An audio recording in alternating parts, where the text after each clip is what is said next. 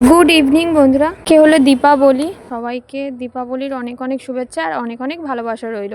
তা আজকে দেখো রেডি হয়ে নিয়েছি, যাব হচ্ছে আমার একটা বান্ধবীর বাড়িতে পুজোতে, কালী পুজোতে। তা যেহেতু আমি একা যাব না, আমার সাথে আমার আরও একটা বান্ধবী যাবে।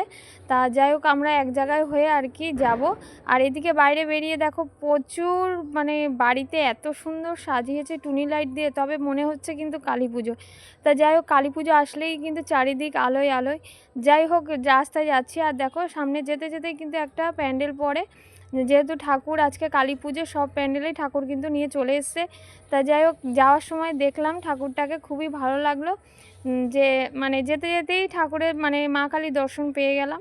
তা এখন চলো যাবো আর তাড়াতাড়ি আসবো, যেহেতু কালী পুজো আজকে, কালী পুজোর দিন বাইরে বেরোতে বড়রা বারণ করে, যেহেতু এই কালী পুজোয় অমাবস্যাটা ভালো না।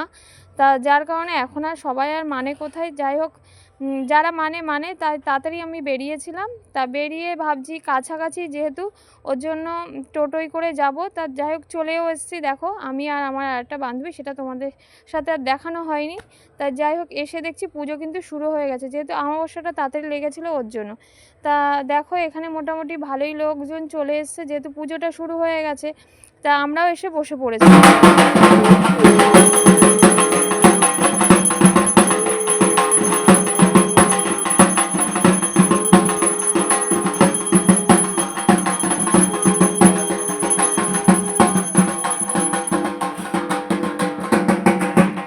তা যাই হোক আমরা কিন্তু পুজো হচ্ছে, আমরা বসে আছি। তা কিছুক্ষণ বসে থাকার পর চা, তারপর যারা কফি খায় কফি, পকোড়া এগুলো দিয়েছিল। তা আমি যেহেতু দুধ চা খাই না, ওর জন্য আর চা খাইনি।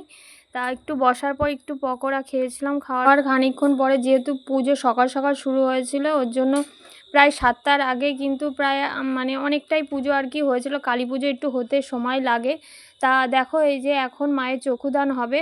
তা যাই হোক পুজো প্রায় কিন্তু অনেকটাই হয়ে গেছে বলতে পারো। তারপর আমরা খানিকক্ষণ বসে বাড়িতে চলে এসেছিলাম, কারণ বাড়িতে মোমবাতি ধরানোর ছিল, যেহেতু আজকে কালী পুজো। তা ওর জন্যই আর কি বাড়িতে চলে এসেছিলাম তাড়াতাড়ি।